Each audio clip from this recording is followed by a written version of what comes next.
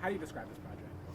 Well, Council of Dads is based on a book, a New York Times bestseller by an extraordinary man named Bruce, who was diagnosed with cancer and looking at the prospect of possibly not surviving the diagnosis and the cancer I guess, process, which is sort of medieval in some ways. He was looking for people to fill the void of father that would be left in his daughter's lives. And Tony and Joan took that kind of a kernel of an idea and planted it and grew this sort of wild, amazing forest of characters that we have kind of brought together on the pilot. I have always firmly believed and lived that family isn't based in your DNA, your blood, or your biology. But, you know, there are a lot of people who have identities for whom that's a very powerful experience. You know, my son's adopted. He doesn't look like me. He's a different race. We share no biology. He is my son. Yeah, to me, this isn't a story about cancer. This is a story about the ways in which people can step up for each other in extraordinary ways. It's a story about a group of people who go, no, we can do this. We can be a family. This is super hard, but we can be greater than the sum of our parts.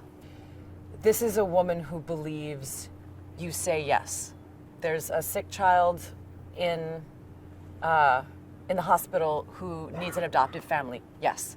I just met and fell in love with a man who's got an 8-year-old daughter. Yes.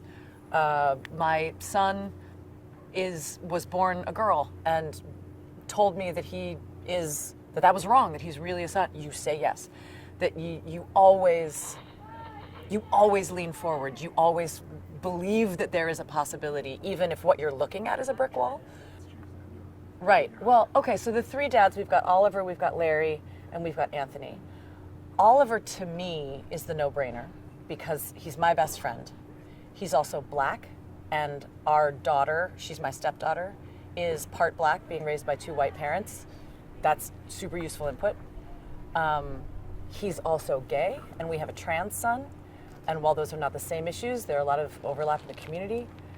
I think whether or not Scott had ever brought it up, Oliver has already been partly deputized into the family and would continue to be. Anthony, I think, feels like a bit of a wild card.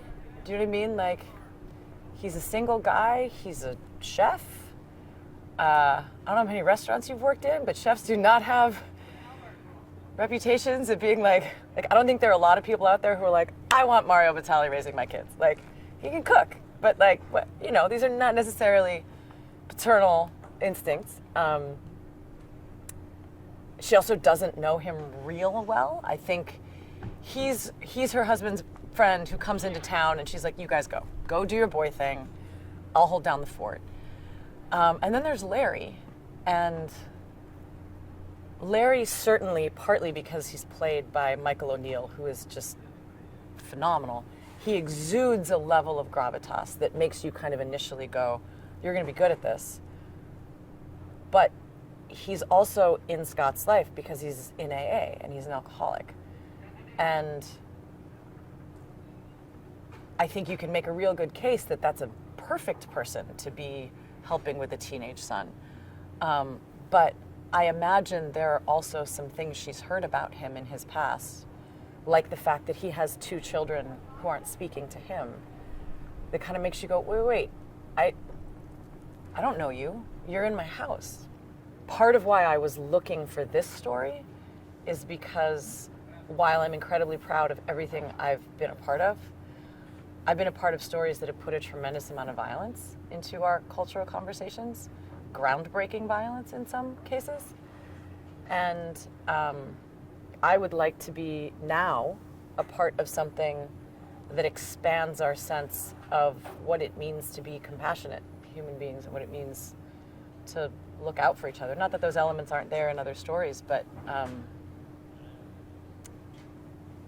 to tell stories that don't exist at the end of the barrel of a gun, but are no less powerful and with stakes that are no less high. That's that's really what I want to be doing right now, as a mother, as a wife, as a citizen, to me, honestly, I think there is a movement in television that feels like it's a race to be the bleakest. And if everybody's going that way, I want to go this way. If it feels like the most creative and in some ways actually dangerous thing to do is to be like, what about, like, I came up on The Cosby Show. I came up on Different Strokes. I came up on Family Ties.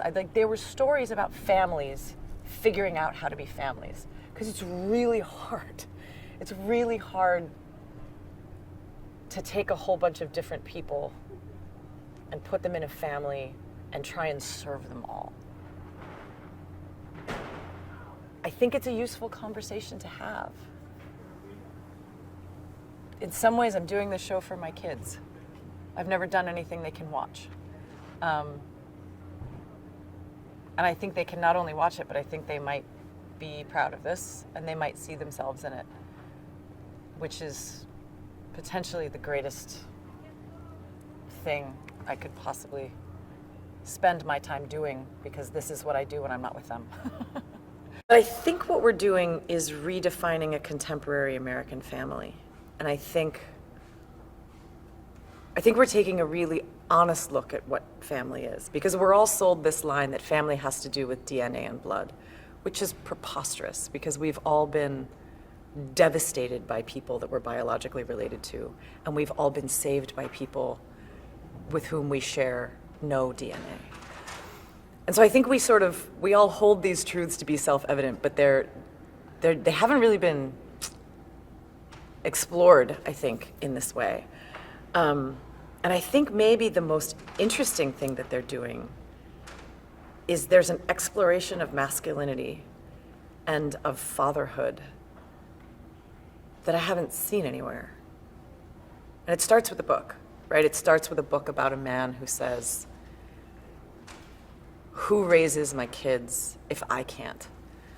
And then the next step in the book and in the show are the men who go, I'll do it. They're not mine, they're not my responsibility, they're not my problem. I will make them my responsibility, I'll make them my problem. And then I'll do the incredibly brave and terrifying thing of staring down the parts of me I am most afraid of in order to be the person those kids deserve. Let's do that. Grief is an interesting beast because it's nonlinear. You don't get better every day. It doesn't get easier every day. There are days you wake up and you're just pinned under it. And then there are days you think, oh, I can carry this. And then you see somebody else who's in it and you go, well, then let me carry yours because today it's too heavy. So I think initially the family comes together and these dads show up kind of in the name of grief and in the name of loss. And over time, it becomes about healing and about survival and about celebrating one another. You know, there's the healing is a two-way street, I think, for Larry's character. Being able to show up for kids in a way that maybe he didn't choose to for his own biological children is really powerful. I think for Anthony to see that there are children who love him, despite the fact that he's made some very strange decisions in his life, is powerful. For Oliver, I think, to see that as a gay man, there are these kids who are like, are you my dad or are you not my dad? If you're my dad, I'm in. You know, that they are healed as much as the children are healed by having them.